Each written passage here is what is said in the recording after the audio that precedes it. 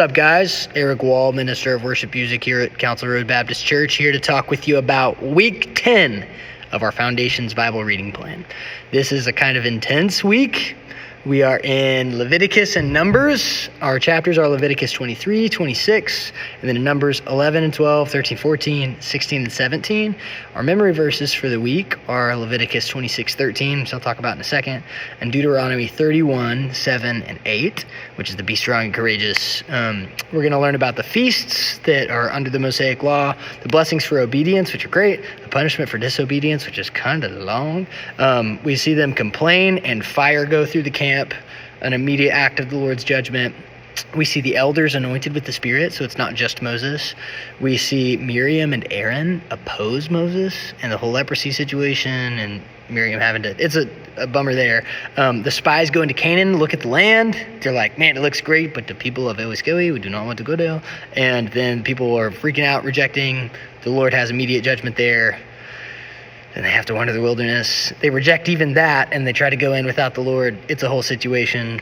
The Lord's justice is definitely on display in the passages that we read.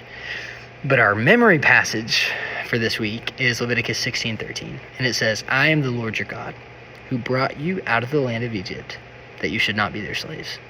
I have broken the bars of your yoke and made you walk erect. Now the thing about that is that the scandalous grace of God is so visibly on display, because he did not say, here is my law, you got at least 50 years, if you do real good, I'll lead you out of the land of slavery. The whole return on investment, are you a good ROI for me? He simply says, I've freed you because I love you, because I decided to free you. You are my people. I want to be your God. I want to reveal my law to you. I want to be a God who dwells with you, your people. So you would be my people and I would be your God. And it's just such a scandalous thing. And there's this book that I've been reading with a group of our younger staff who we've been doing this discipleship thing with good old Brian Banks. And once a month we've been reading this book and talking about it. And it's called The Ragamuffin Gospel, and it talks about the scandalous grace of God. And on page 188, it says, the gospel of grace announces that forgiveness precedes repentance. The sinner is accepted before he even pleads for mercy. It's already granted. He need only receive it. Total amnesty and gratuitous pardon. I think it's so marvelous that the grace of God approaches us in our weakness, in our brokenness, sets us free, and then says, here is my law. Here is the best way to live.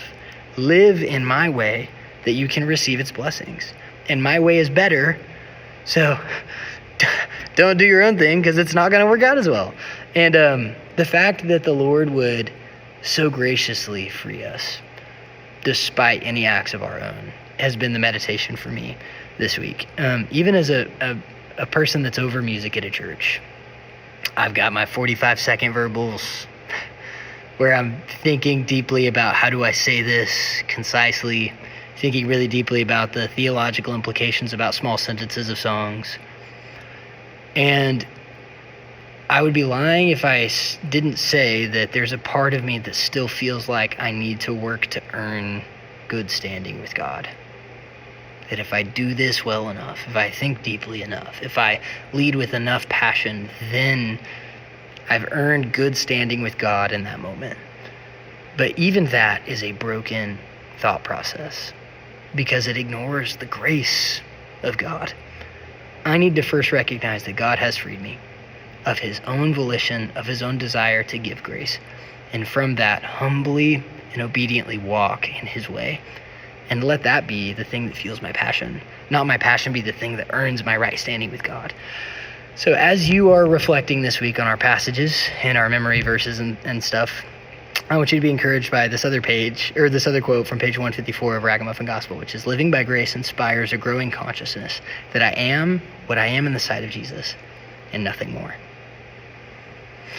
Let the grace of God wash over you, that Jesus has seen you as valuable enough to die on the cross for you and purchase you before you were ever able to do anything good. And from that, let's let our good works flow as we walk in his way. Enjoy reading the Bible this week, and I'll see you Sunday.